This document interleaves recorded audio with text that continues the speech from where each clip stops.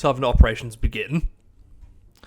Ladies, gents, and everybody in between, welcome back to the Battle of the Atlantic. With operations in Norway having been wrapped up at the end of last week, moving into the 13th week and 4th month of the campaign, Task Force Fury was shifted southwards to destroy the German stronghold on the Azore Islands. The heavy cruisers Norfolk, Shropshire, and Australia kicked us off with an early morning bombardment on the 3rd of October before backing off to rearm. Of course, this action did not go without reprimand, with German bombers attempting to attack Liverpool. And of course, these bombers were intercepted by Liverpool's Spitfire squadron before they got close. Now, earlier in the day, Resup 1 had been given the mission of running supplies to replenish the airbase at Plymouth. Overnight, they made a run in to deliver these supplies, but they had yet to make it to the base before day broke, and when flight operations commenced, all hell broke loose. The day ahead was kicked off by strafing runs from Bf-109 fighters, targeting the tanker Ajax and small transport Jan Mayen. Ajax was undamaged, but gunfire set Jan Mayen on fire. Fortunately, this was able to be swiftly put out. Unfortunately, even as fighters were scrambled to intercept and to defend the convoy, including Biggin Hill Station Spitfires shooting down no less than 18 attackers, the rest was still able to pour in. Two Hurricanes did what they could to intercept the bombers that were further out, but they both ran out of ammo and were forced to withdraw, while in the background, both Zenland and Ajax were hit and damaged by the first wave of bombers. The few aircraft that had survived in the second wave scored no hits, and both the Convoy and the two defending Hurricanes were able to safely withdraw. Naturally, there was still more to come after that. The remaining 3 fighters from Southampton, a Hurricane and 2 Fulmars, did their level best to fin down away from the east, shooting down 9 out of 15, but losing the last remaining Fulmars in the process. In the midst of all this, a Catalina from Iceland picked up a pair of transports, but ultimately I elected to ignore these while the assault on Resup 1 continued. Oddly, a squadron of Ju-88s that had already expended their payloads attacked instead of retreating. These bombers set both Ajax and Zenland on fire in a gun run, quite severely setting Ajax on fire, but damage was able to be contained on the fully loaded tanker. A few minutes later, HE-111s attacked from the west and from the east, while the Hurricanes were horribly out of position. As a result, Ajax was struck again, destroying yet another compartment, this time in her bow.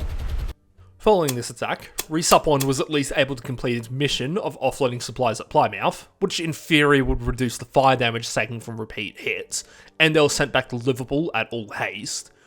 Naturally, U-boats were not going to give up a chance to strike a poorly defended convoy, and whilst on a return trip, Resup 1 ran into a pair of them. Vanity was dispatched to attack, but after massively overshooting both threats, the convoy instead powered on and left the area. But alas, they were still in the automatic detection zone of an enemy base, and the now rearmed bombers were coming around for another strike. Zenland was struck 3 times in the process, blowing out 2 more compartments and crippling Resup 1's main transport. Moments later, even more bombers flew overhead. Enterprise and Zenland, by the barest of margins, just narrowly avoided being struck by attacks from 24 separate aircraft. But a flight of FW-200s kissed goodbye to that good streak of luck, hitting Zenland with 1 bomb that further crippled the transport. She was still afloat, but it wasn't immediately clear how much more damage she could take. The convoy still wasn't out of the kill zone, but luckily for Zenland, the attacks on this wave of seemingly endless hordes of bombers were not directed at her, but instead at Breda and Jan Mayen. Breda escaped without damage, but Jan Mayen was hit centre mass by 1 bomb, which nearly sank the small transport then and there. Fortunately, the fires were kept under control and the convoy left the combat area, only to be immediately dragged back into it by strafing runs from those very same Ju-88s. Just as the light at the end of the tunnel could be seen, even more bombers showed up, their payloads just narrowly missing the 2 small transports. As luck would have it, that was the last strike. Resup 1 made it out of detection range, and nightfall curtailed the possibility of any follow-up strikes. The convoy had been battered, but no ships had been lost. Down south, Task Force Fury, blissfully unaware of the dangers back home, rearmed at Gibraltar before heading back in for the Azores. While they were on their journey, Resup 1 resupplied at Liverpool before being directed south to join the rest of the fleet in their operation. Just before sunset, the task force went in to conduct a bombardment to soften the area for a landing, and as a result, the fleet was attacked by a horde of 18 bombers, a mix of HE-111s and Ju-87s. In spite of air cover, the destroyer Somali was hit by a single bomb from a Stuka. This destroyed the ship's aft magazine, which in turn disabled the aftmost turret, but the rest of the fleet was remarkably intact otherwise. Having weathered out the storm of air attacks for the day, the task force moved in and carried out their bombardment, allowing Convoy Australia to drop off. Oh my holy fucking shit, how many troops do they have there? That was not a tenable fight in the slightest, so the landing forces immediately recalled and the convoy ordered back to Gibraltar, but of course the bombers stationed there were launched at daybreak to attack the fleet.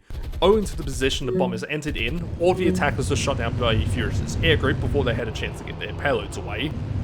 At this point, given the sheer scale of troops that would need to be accumulated to pull off an invasion, the operation was briefly called off and the carrier group directed north to meet up with Resup 1. Meanwhile, up in Iceland, another German convoy had been spotted by Catalinas stationed in the area.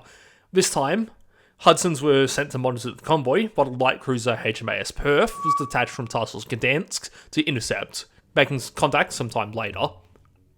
The convoy in question was mere two ships, an oiler and a small merchant, neither of which were armed, so Perth had no troubles dispatching the ships, giving chase and getting in nice and close before engaging at just past 5,000 yards. Given the weather conditions and the range, Perth's 6-inch main gun battery crippled and sank the oiler with a mere 5 salvos.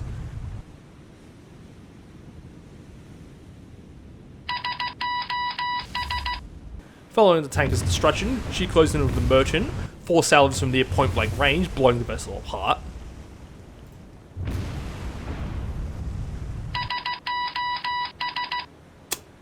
After Perth's successful engagement, Task Force Fury was about to meet up with Resup 1 when a carrier group ran into a wolf pack just short of the RV point. The destroyers did not stick the engagement, the force rearming at sea from Resup 1 before heading back towards the Azores. Whilst underway, 9th of October sounded the end of week 13, but we're heading into week 14 anyway.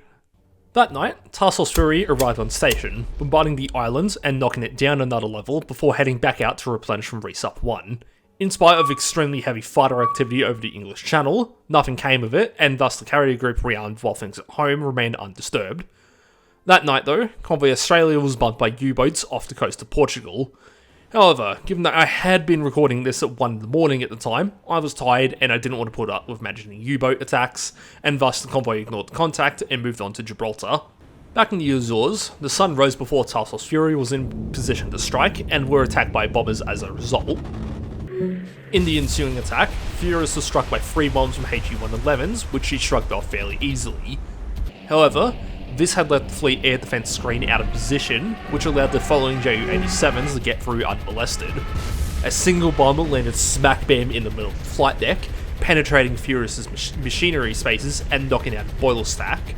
14 weeks of near constant bombardments, and the Germans had finally managed to make an attack stick.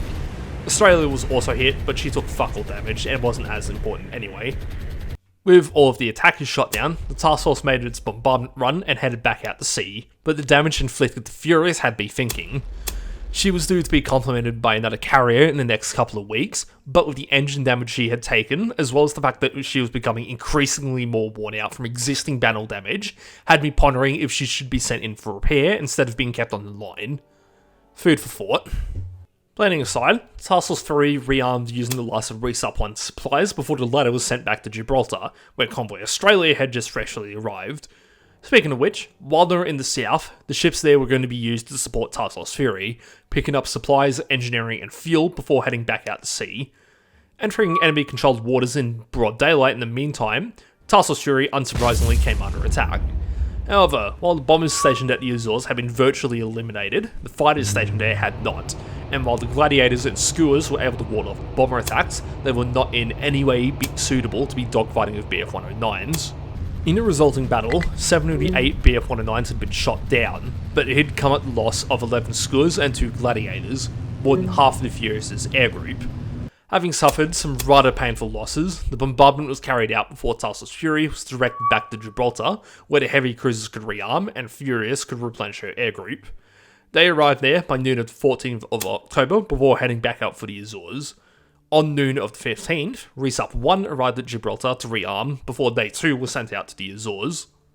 On the morning of the 16th, Convoy Rampura had arrived to drop off supplies. By this point, there was more than enough stockpiled to upgrade the base to a level 3 airfield, more than sufficient at this point in the campaign, with the Germans unable to concentrate a large enough force to take Iceland anymore. Mere moments later, more command points, and it was the end of the week again.